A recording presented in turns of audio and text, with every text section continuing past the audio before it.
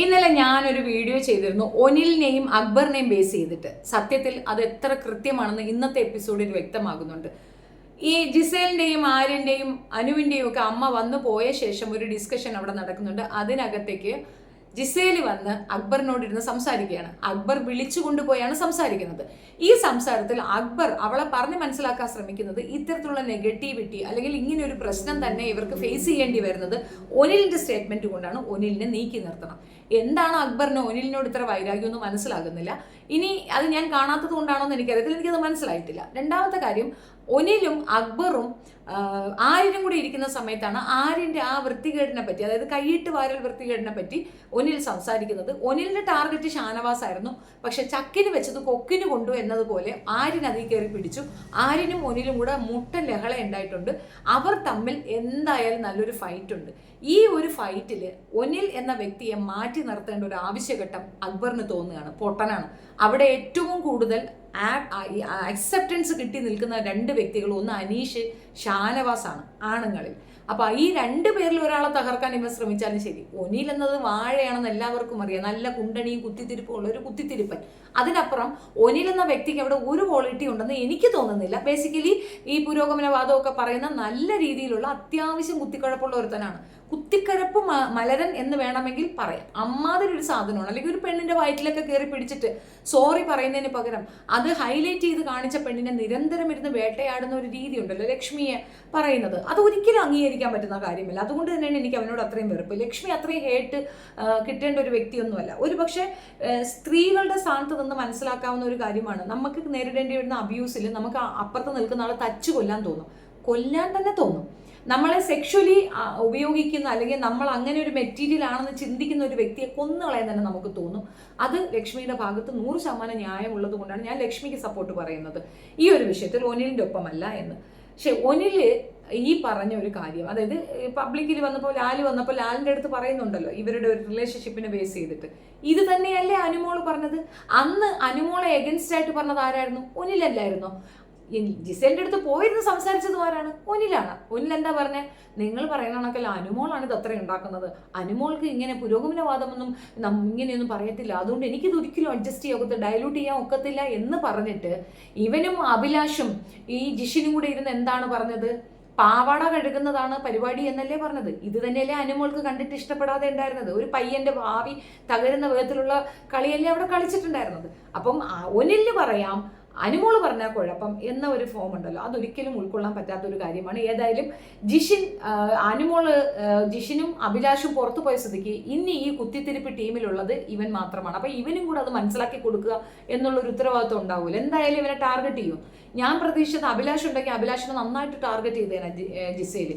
പക്ഷെ അഭിലാഷ് പോയല്ലോ. അപ്പൊ ഇൻസ്റ്റഡ് അവിടെ ഇരിക്കുന്ന ഇനി ഒനിലാണ് ഇവരെ കുറിച്ച് ഏറ്റവും കൂടുതൽ കുതന്ത്രങ്ങൾ പറഞ്ഞത്. പക്ഷെ വേസ്റ്റ് ഓഫ് ടൈമാണ്. കാരണം വന്ന ഓരോ പേരന്റും ഇവരോട് പറഞ്ഞത് നിങ്ങൾ തനിയെ കളിക്കും, ഒന്നിച്ച് കിടക്കുന്നത് നിർത്തൂ എന്ന് തന്നെയാണ്. അപ്പൊ അവർക്ക് തന്നെ മനസ്സിലാക്കേണ്ടത് പൊതുസമൂഹത്തിന്റെ ഒരു ആവശ്യം അത് തന്നെയാണ് എന്നുള്ള തിരിച്ചറിവ് ഉണ്ടാകണം എന്നുള്ളതാണ്. ഇനി വിഷയത്തിലേക്ക് വരാം.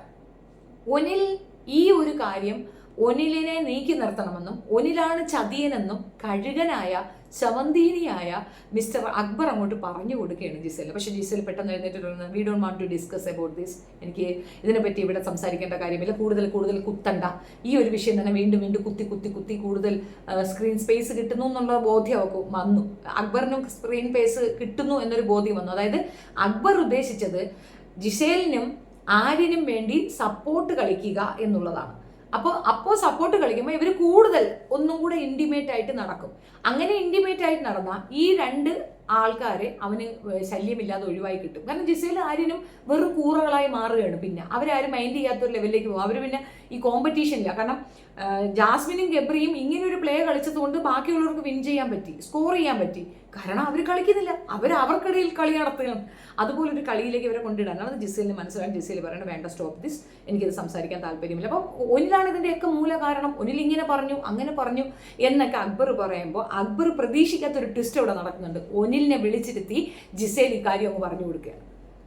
യഥാർത്ഥത്തിലുള്ള കഴുകൻ അക്ബർ ആണ് എന്ന്. അതായത് ക്രിമിനലായ ഗുണ്ട കൂട്ടായ്മ നല്ലപോലെ തെറ്റിപ്പിരിക്കുന്നുണ്ട്. ഗുണ്ടാ കൂട്ടായ്മയിൽ ഒരെണ്ണം ഓൾറെഡി ലേഡി ഗുണ്ട ഭർത്താവ് വന്നതുകൊണ്ട് ഭർത്താവിൻ്റെ കൂടെയാണ്. രണ്ടാമത്തെ ലേഡി ഗുണ്ട ഈ ഇഷ്യൂവിൽ കിടന്ന് കറങ്ങുകയാണ്. മൂന്നാമത്തെ വലിയ കഴുകൻ ഗുണ്ട കൊച്ചു ഗുണ്ടയുമായിട്ടുള്ള ഇടിയിലാണ്. ആകെ മൊത്തം ഗുണ്ടകൾ എല്ലാം കൂടെ അങ്ങോട്ടും ഇങ്ങോട്ടും ഇടി കൂടുന്ന സീനാണ് കണ്ടത്. അത് അങ്ങനെയാണല്ലോ, കർമ്മ അങ്ങനെയാണല്ലോ വരിക. നല്ലവരെ ദ്രോഹിക്കുന്നവർക്കൊക്കെ വരുന്ന പ്രശ്നം ഇത് തന്നെയാണ്. അവസാനം ഗുണ്ടകൾ തമ്മിൽ ഐക്യമില്ലാണ്ട് വരിക, അവർ പരസ്പരം അങ്ങോട്ടും ഇങ്ങോട്ടും കോമ്പ് കോർക്കുകയും ചെയ്യുകയാണ് പതിവ് എന്നുള്ളതിന്റെ തെളിവാണ് ഇന്ന് കണ്ടത്.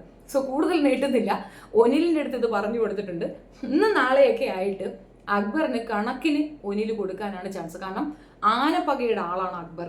ഒനിൽ ഒരു വിഷയം നടന്നു, ബോട്ടം ലെവലിൽ താഴ്ന്ന് തകർന്ന് വന്നിന്ന് മാപ്പ് പറഞ്ഞിട്ട് പോലും ലക്ഷ്മിയെ വിടാതെ പിന്തുടർന്ന് തെറി പറയുന്ന ഒനിൽ 100% അക്ബറിനിട്ട് പണി.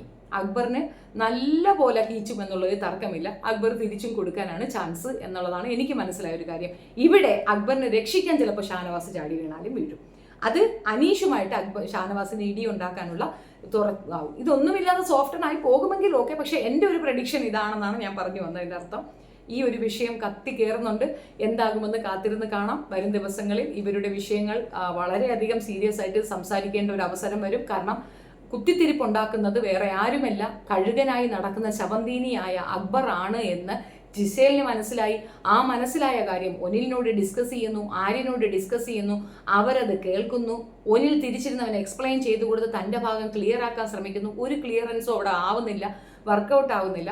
ഒനിൽ ശരിക്കും പറഞ്ഞു കഴിഞ്ഞാൽ ഒരു പുരോഗമനവും ഇല്ലാത്ത വെറും ഒരു താഴെക്കിട ഡേർട്ടി ഗെയിമർ മാത്രമാണെന്നുള്ളതിൻ്റെ തെളിവായി ഈ പറഞ്ഞ ആര്യനെതിരെയും ജിഷേലിനെതിരെയും നടത്തിയ ആ സ്പീച്ചിൽ വ്യക്തമായതാണ്. കാരണം അവർ മൂന്നുപേരും കൂടെ ഇരുന്ന് വ്യക്തമായി പറഞ്ഞ കാര്യമാണ്. ആ ചെറുക്കൻ്റെ ലൈഫ് നശിപ്പിക്കുന്നത് ഈ പെണ്ണാണ് എന്ന് പറയുന്നത് ബിഗ് ബോസ് അത് കൃത്യമായിട്ട് എടുത്ത് ടെലികാസ്റ്റ് ചെയ്ത് കൊടുത്തപ്പോൾ നാണം കെട്ടിട്ടാണല്ലോ.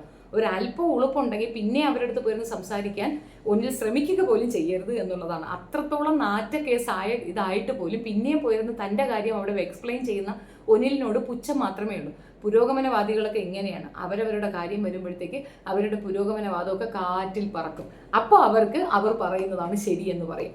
മറ്റുള്ളവർ പറഞ്ഞതൊക്കെ മോശമെന്ന് പറയും. അനുമോൾ പറഞ്ഞത് കൃത്യമായിരുന്നു. ഇവർ തമ്മിലുള്ളായിരുന്ന ഒരു ഇല്ലീഗൽ റിലേഷൻഷിപ്പ് അത് അവിടെ എല്ലാവർക്കും മനസ്സിലായ ഒരു കാര്യമാണ്. അനുമോൾ മാത്രമാണ് ധൈര്യസമേതം അത് പുറത്തേക്ക് പറഞ്ഞത്. ആ ധൈര്യത്തിനെ എല്ലാവരും കൂടെ എടുത്തു വെച്ച് അതിനെ ഇട്ട് മാനസികമായി പീഡിപ്പിച്ച് കഷ്ടപ്പെടുത്തി ആ ലെവലിലാക്കി തറ പറ്റുകയാണ് ചെയ്തിട്ടുണ്ടായിരുന്നത്. അതിൻ്റെ റിസൾട്ടാണ് ഈ കിട്ടിയത് എന്ന് മാത്രമേ പറയുന്നത്. നിങ്ങളുടെ അഭിപ്രായം കമൻറ്റിൽ രേഖപ്പെടുത്തുക. വീഡിയോ ഇഷ്ടപ്പെടുകയാണെങ്കിൽ ലൈക്ക് ചെയ്യണം, ഷെയർ ചെയ്യണം and subscribe my channel. Thank you.